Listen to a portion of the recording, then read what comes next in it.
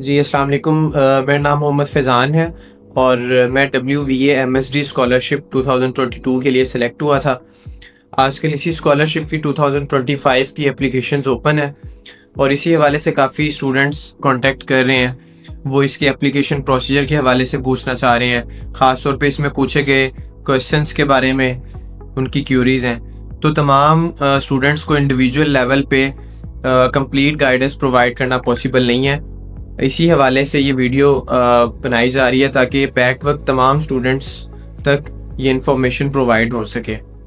तो let's start one by one इसके तमाम प्रोसीजर्स को हम देखेंगे।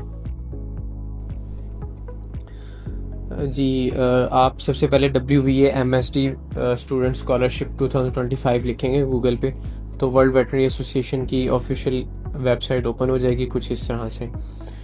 इसकी डिस्क्रिप्शन में यही लिखा हुआ है कि ये 40 स्कॉलरशिप्स हैं, 40 स्टूडेंट्स को अवार्ड होंगी और ये पर स्टूडेंट $5000 का अवार्ड है। हमारे टाइम में ये 80 स्कॉलरशिप्स थी और ये $2500 की होती थी उस टाइम। इसके लिए जो रीजन्स हैं वो Latin America, Africa, north Africa, middle east, इसी तरह से एशिया, ओशियाना, इन रीजन के स्टूडेंट्स के लिए ये एक्सेप्टेबल है। एलिजिबिलिटी क्राइटेरिया देखें तो इसमें यही है कि स्टूडेंट को इन गिवन कंट्रीज़ में से होना चाहिए, उसने पहले कोई WVA MSD स्कॉलरशिप ना ली हुई हो, उसको 2025-26 एकेडमिक ईयर में इनरोल होना चाहिए, उसके फ़र्स्ट ईयर के एग्ज़ाम्स कंप्लीट होने चाहिए। फ़र्स्ट ईयर एग्ज़ाम से मुराद फ़र्स्ट सेमेस्टर और सेकंड सेमेस्टर दोनों है। उसको सेकंड या थर्ड ईयर वेटनरी प्रोग्राम का स्टूडेंट होना चाहिए, वो पहले या लास्ट ईयर का स्टूडेंट ना हो, और उस स्टूडेंट के अपने नाम पे रजिस्टर्ड बैंक अकाउंट होना चाहिए। ये इसलिए है कि अगर आप ये अवार्ड जीत जाते हैं तो वो डायरेक्टली आपके अपने नेम के अकाउंट में वो ट्रांसफ़र कर दें आपको। और एप्लीकेशन सारी इंग्लिश में एक्सेप्टेड हैं, किसी और लैंग्वेज में कंसिडर नहीं होंगी। आपने जितनी भी बातें, जो भी क्वेश्चन के आंसर करने हैं वो आपने खुद से करने हैं, खुद के आपके वर्ड्स होने चाहिए। आपने कोई आर्टिफिशियल इंटेलिजेंस का इस्तेमाल नहीं करना, कोई आपने किसकी हेल्प नहीं लेनी। इसकी डेडलाइन 5 अक्टूबर है। मैं ऑलरेडी लेट हूँ इसकी वीडियो बनाने के लिए, लेकिन जो भी स्टूडेंट्स इसमें अप्लाई करने के ख्वाहिशमंद हैं उनको चाहिए कि वो 2 से 3 दिन के अंदर अपनी ये एप्लीकेशन कंप्लीट करके इसको सबमिट कर दें। ये 5 अक्टूबर तक आपने हर सूरत इसको सबमिट कर देना है। तो इसके बाद आपने अप्लाई का बटन जब क्लिक करेंगे तो ये इस तरह से ओपन हो जाएगी। आप इसको दोबारा अप्लाई करें तो ये आपका प्रोफाइल आईडी का डैशबोर्ड ओपन हो जाएगा। सबसे पहले वहाँ पे आपसे पर्सनल इन्फॉर्मेशन पूछी हुई होंगी। ये फर्स्ट सेक्शन है। पर्सनल इन्फॉर्मेशन में आपका पहला नाम, लास्ट नेम, आपका country, phone number. Phone number में एक ये इशू है कि यहाँ पे ये अक्सर नॉर्थ अमेरिका सेलेक्ट हुआ होता है, जिसके ये 3 सेक्शन यहाँ पे होते हैं, तो यहाँ पे पाकिस्तानी कॉन्टैक्ट नंबर नहीं लिखा जा सकता। तो आपने इसको इंटरनेशनल करना है और उसके बाद फिर आपने ये सिलेक्ट करना, अपना कॉन्टैक्ट नंबर लिख लेना है। रीजन आपने बताना है आपका रीजन कौन सा है। आपने अपनी ईमेल लिखनी है। आपने अपना पासपोर्ट या CNIC ID यहाँ पे अटैच करना है और इस तरह से आपने यहाँ पे अपना फुल होम एड्रेस लिखना है। आप जब इसको नेक्स्ट करेंगे तो आप एजुकेशनल इन्फॉर्मेशन में मूव ऑन हो जाएंगे। एजुकेशनल इन्फॉर्मेशन में आपने सबसे पहले अपना यूनिवर्सिटी का नाम लिखना है। दूसरे नंबर पे आपने करंट डीन लिखना है, जो आपके वेटनरी फैकल्टी के मौजूदा डीन हैं उनका नाम लिखना है। तीसरे नंबर पे आपने यूनिवर्सिटी की वेबसाइट पे जाना है। उसका जो गिवन एड्रेस होगा, ऑफिशियल एड्रेस, वो यहाँ से आपने कॉपी पेस्ट करना है वहाँ, और इसी तरह से जो फैकल्टी का अपना टेलीफोनिक नंबर है वो भी आपने वहाँ से कॉपी करके इधर पेस्ट कर देना।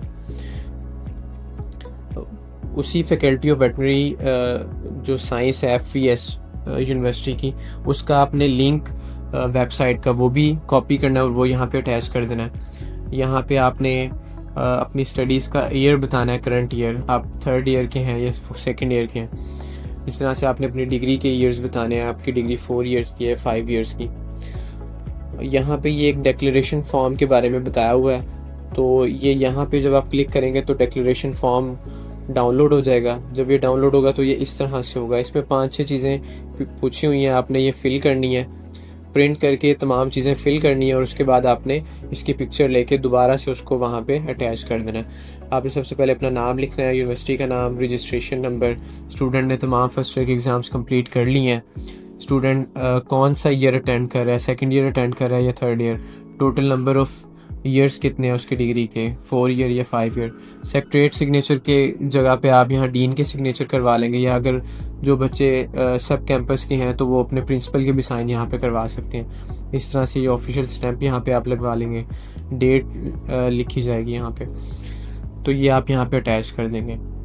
उसके बाद जब आप नेक्स्ट करेंगे तो आप जनरल क्वेश्चंस की तरफ मूव ऑन हो जाएंगे। जनरल क्वेश्चंस का जो पोर्शन है यही वो पोर्शन है जो स्टूडेंट की सिलेक्शन को बायस करता है।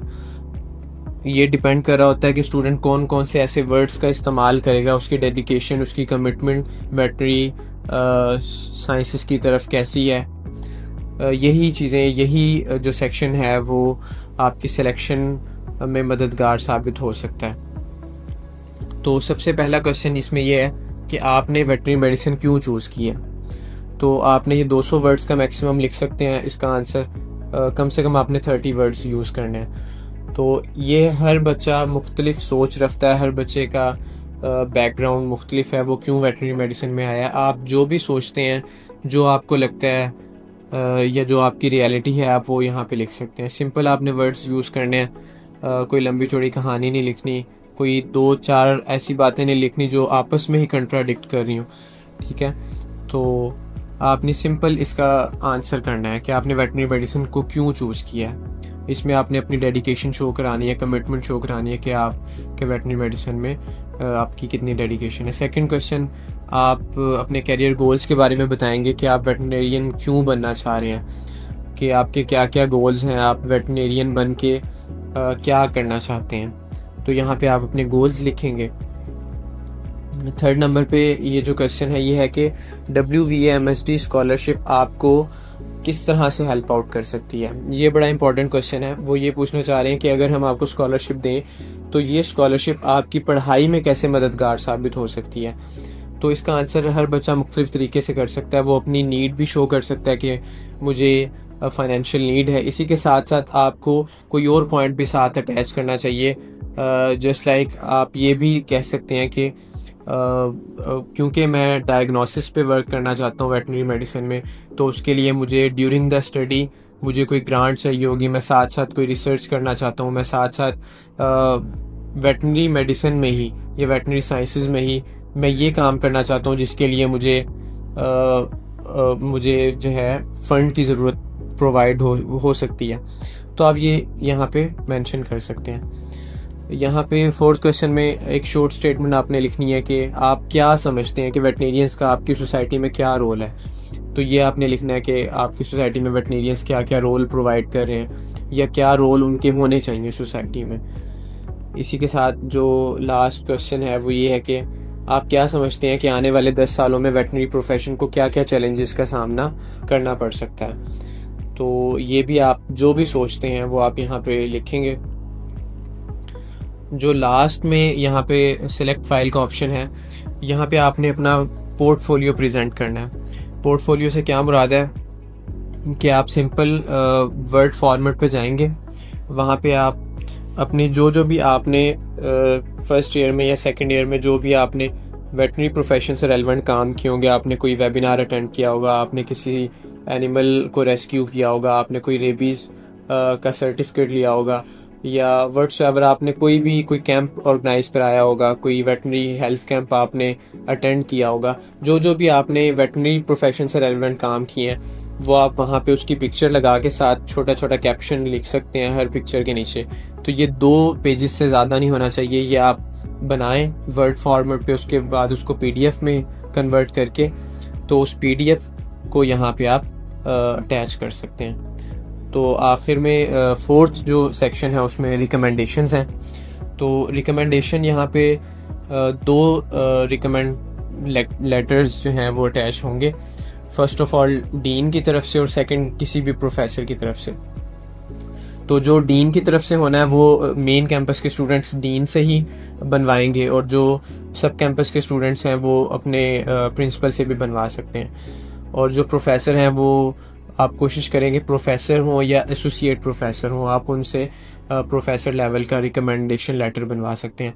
जो आपने डीन से बनवाना है वो लेटर इस तरह से होगा कि वो डीन यही बता रहे होंगे कि ये बच्चा, इसका करंट एजुकेशन लेवल इतना है और इसकी ये प्रोग्रेस चल रही है।